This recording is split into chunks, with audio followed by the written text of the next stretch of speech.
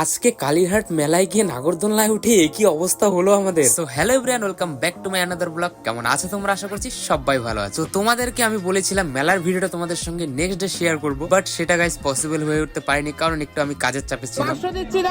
Fixed rate রেখেছে, তাই আমরা এখান থেকে নিব না। তো ব্যাপারটা হয়েছে কি, সুশান্ত বদির জন্য একটা টেডি বেয়ার চয়েস করেছিল, বাট দাম একটু লেজ করছিল না। বাই দেবে তারপর এখানটা দাঁড়িয়ে একটু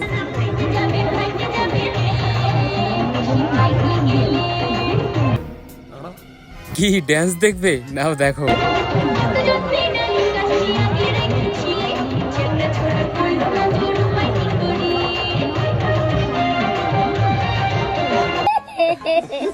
না আর দেখাবো না, এখন গাইস আমরা যাব হচ্ছে ব্রেক ডান্সে। হ্যাঁ, আমরা কিন্তু ফাইনালি ব্রেক ডান্সে উঠে গেছি।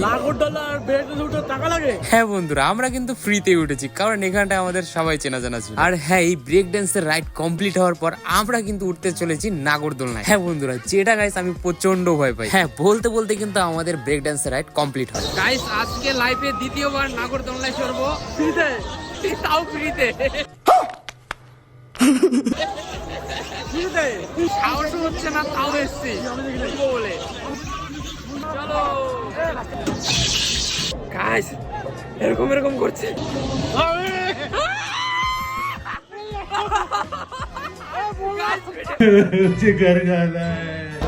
মেলা দেখ, মেলা।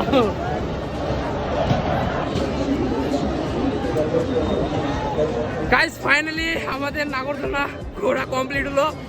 ভাই আত্মাটা হাতে এসে গেছিল। কি বলবো তোমাদের, এই যে এ তো একদম শেষ। আমি যাও কন্ট্রোল করতে পেরেছি।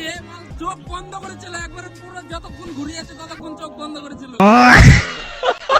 বাই দ্য ওয়ে গাইস, আমাদের কিন্তু এইখানটাই শেষ না, আমরা কিন্তু আবারও চলে আসি ব্রেক ডান্সে। আর হ্যাঁ বন্ধুরা, তোমরা কে কে কালীরহাট মেলায় এসেছিল অবশ্যই কিন্তু কমেন্টে জানিও। চলো গাইস, আজকের ব্লগটা আমরা এখানেই শেষ করছি। ভিডিও যদি ভালো লাগে অবশ্যই লাইক করে দিও।